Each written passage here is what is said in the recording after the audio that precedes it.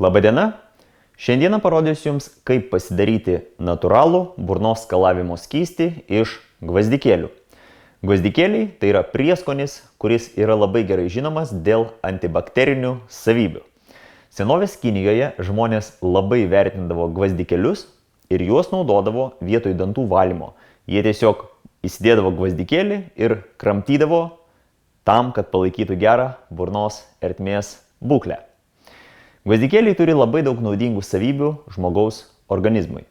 Gvazdikėliai padeda pašalinti bakterijas, gvazdikėliai padeda pašalinti įvairius parazitus, bakterijas, lygiai taip pat padeda pašalinti įvairius virusinius darinius, gvazdikėliai padeda sustiprinti ir pagerinti žmogaus imuninę sistemą, taip pat padeda išvesti įvairius šlakus, toksinus iš žmogaus organizmo, taip pat padeda pagerinti kraujo ląstelių kūrimąsi organizme ir bendrai turi labai daug gerų ir pozityvių savybių žmogaus organizmai.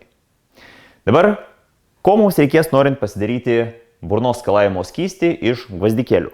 Mums bus reikalingas blenderis, mums bus reikalingi gvazdikėliai. Va, radau tokius. Gvazdikėlius jūs galite nusipirkti praktiškai bet kuriame prekybos centre prie prieskonių skyriaus. Ir šiandieną parodysiu Jums, kaip lengvai tą padaryti. Įprastai santykis dedamas toks. 1 litras vandens, maždaug 10 gramų gvazdikėlių. Pas mane čia yra maždaug 1,5 litro vandens, o šitame pakelyje yra 20 gramų. Tai aš pridėsiu truputį daugiau, jūs galite atrasti savo santykį. Bet maždaug 1 litras vandens, 10 gramų gvazdikėlių. Tai dabar pradėkime. Viskas labai paprasta, jūs priplate vandens, priplate gvazdikėlius ir viskas, ką reikės, tai tiesiog, kad blenderis išmaišytų mūsų gvazdikėlius ir atliktų savo darbą.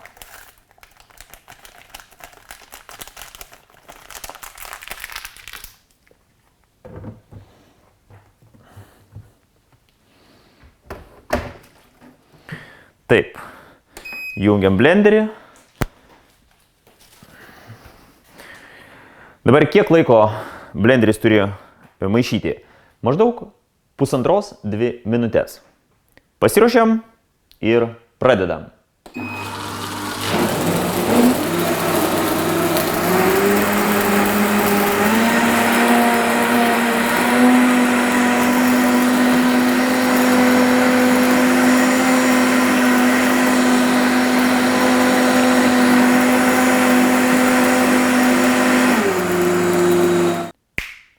Dvi minutės praėjo ir burnos skalavimo skystis jau yra paruoštas.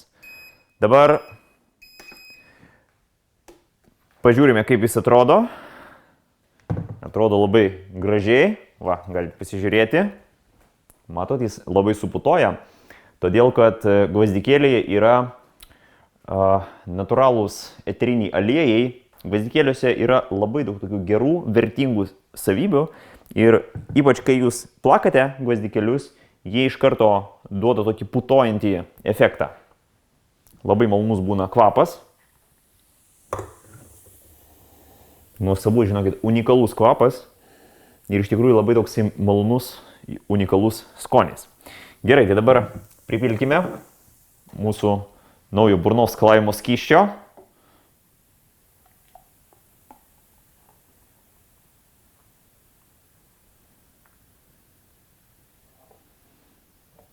Matau, kaip gražiai atrodo.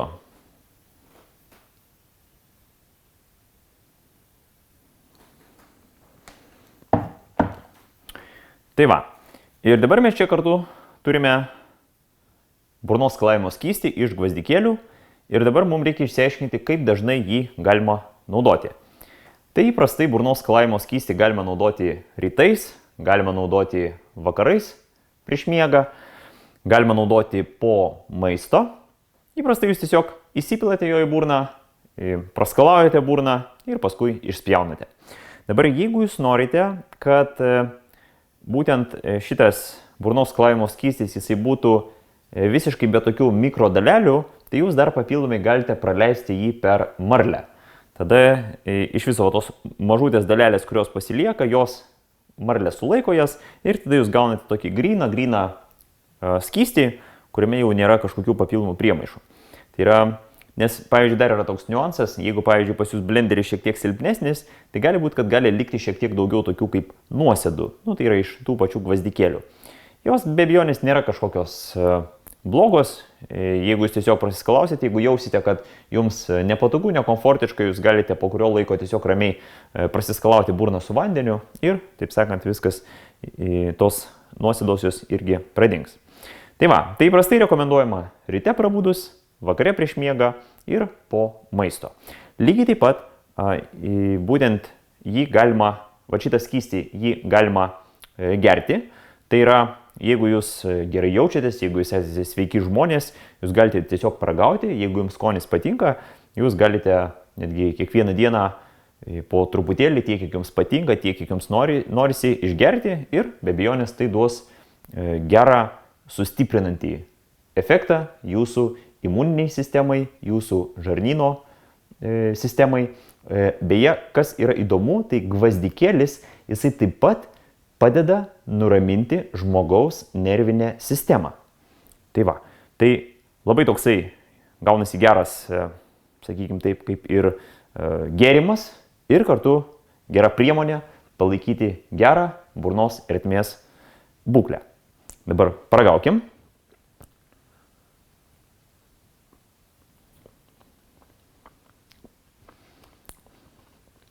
Skonis jisai yra unikalus. Jisai yra toks, pavyzdžiui, kai prasiskalauji burną su juo, būna toksai labai malonus pojūtis. Jūs kai pirmą kartą padarysite, jūs iš karto prasiskalavę burną pajausite, kaip malonu, kai gvazdikėlis pabūna jūsų burnoje. Iš karto atsiranda gaivumas, iš karto atsiranda toksai malonus pojūtis, geras burnos kvapas ir be abejonės tai labai padeda jums tiesiog gerai jaustis, palaikyti gerą tokią burnos ertmę, kurioje nebūtų jokių kenksmingų bakterijų. Tai va, paragaukime dar.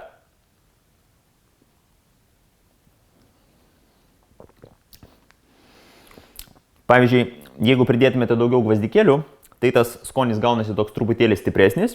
Jeigu darysite pagal tą santykį 1 litras 10 gramų gvazdikėlių, tai skonis gaunasi toks truputį švelnesnis ir truputį malonesnis.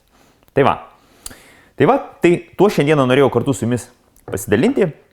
Jeigu jūs norite kažkur susipildyti tą talpą, aš tai darau labai paprastai, pasiemu tiesiog paprastą plastikinį butelį ir tiesiog susipilu, kad turėčiau vienoje vietoje.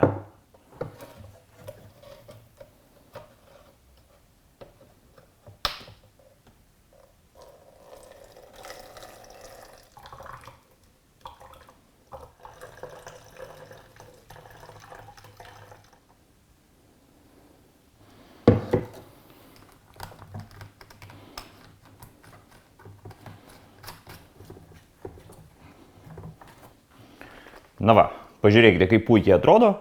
Pasistatau va tokį butelį vonioje, ten, kur man patogu, ir visada, kai reikia, galiu jį laisvai panaudoti.